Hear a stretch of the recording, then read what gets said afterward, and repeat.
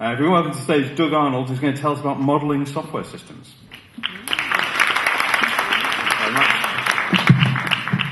Hello. Okay, so it was going to be about modelling software systems and conveying the abstract. I looked into this, and then I have a twist at the end, which I'll make you aware of, which is a cautionary tale in the hype in technology. So we're going to look at modelling, and what is a model? When René Magritte said, "This is not a pipe," he was creating a model. It's not a pipe. A thing about a model is it isn't the real-world object which we're looking at. It has mostly the aesthetics of a model, but it doesn't give you any function, you can't use it. And the first thing in modelling is abstraction. The idea that we just convey the simple amount of information that a user needs to convey. In a schematic, for example, of this Arduino, we don't need to know the colours of the board, where it sits, what size it is, we just need to know the connections. And then standardization is the second thing of modelling.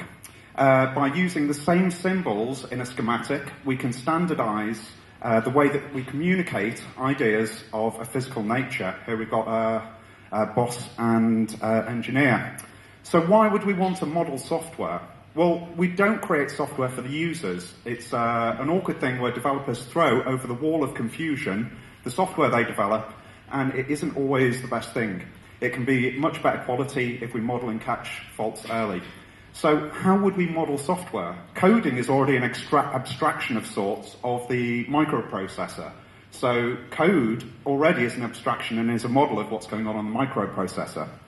But in the late 90s, the OMG, oh my God, they came in, the Object Management Group. They're kind of like keepers of standards in technology. I like to think of it as the Templar in Indiana Jones' Last Crusade.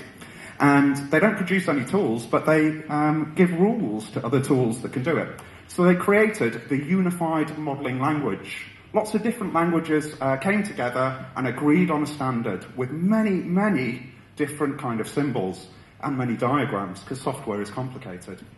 So in UML, good place to start, use case diagram. Identify the actors, the users of your system. Identify the things that they need to access within that system and make that model.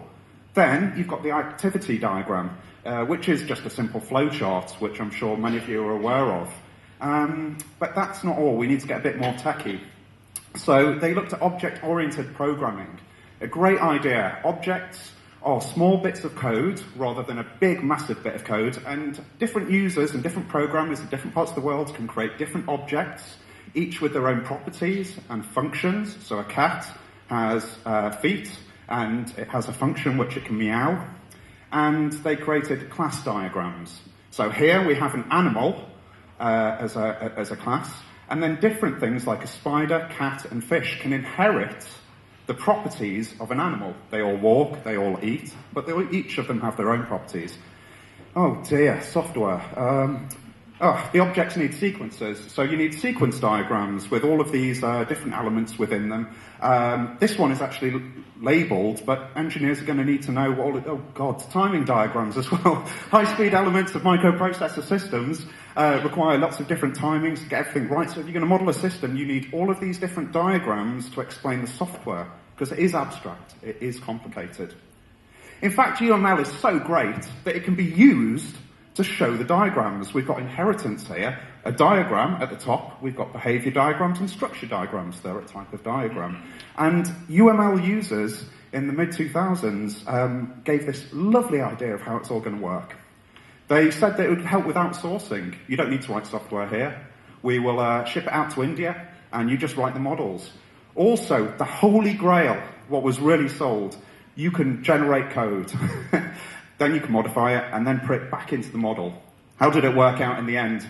Well, software engineers and managers don't get on sometimes, especially when managers are trying to enforce their ideas, and software engineers just ended up writing lots of useless diagrams. This is what all of the forums these days say.